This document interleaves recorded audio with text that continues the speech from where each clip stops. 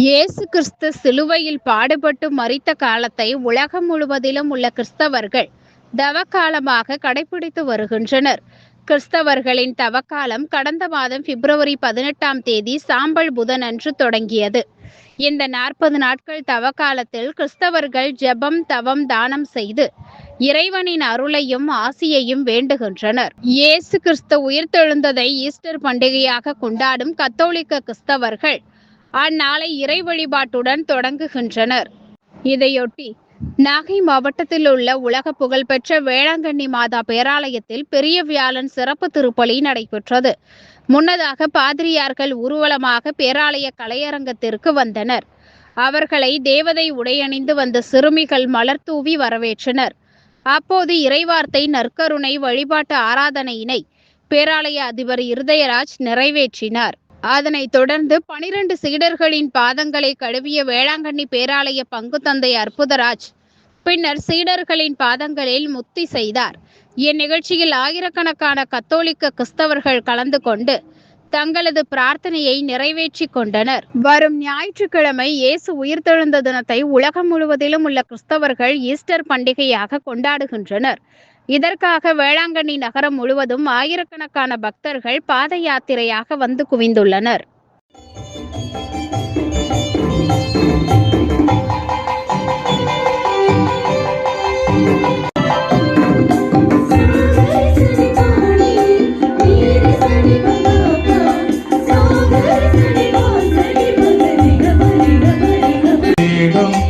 அனைவருக்கும் அருகில் ஆண்டவர் இருக்கின்றார் பாருங்கள்.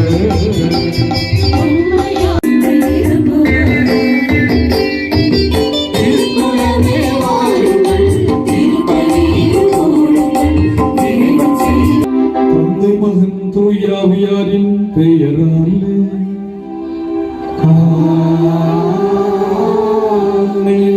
அவையோடு புனித வியாழன் என்ற இந்த அருமையான நாளுக்குள் நாம் எடுத்து வைக்க உதவிய மூவரும் தெய்வத்திற்கு நன்றி சொல்லி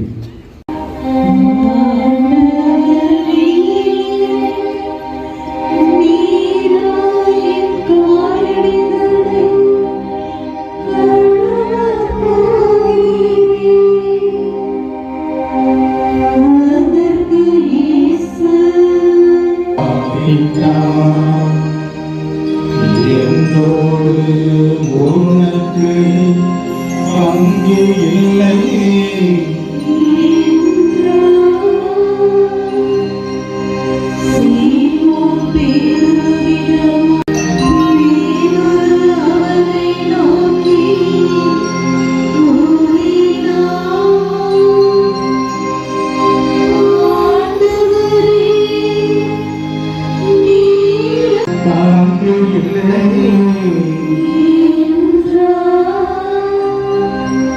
நான் செய்வது என்னதென்று உனக்கு புரியாது, பின்னரே புரிந்து கொள்வாய்.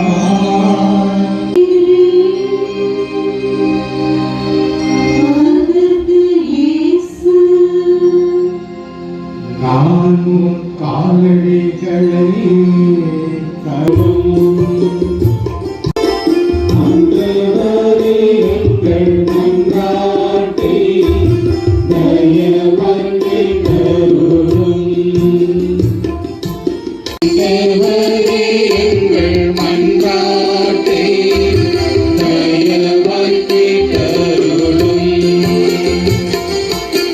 ஆற்றலினால் அடைய இயலாததை உம் திருமகனுடைய பாடுகளின் பயனாக பெற்றுக்கொள்ள செய்தருளும்.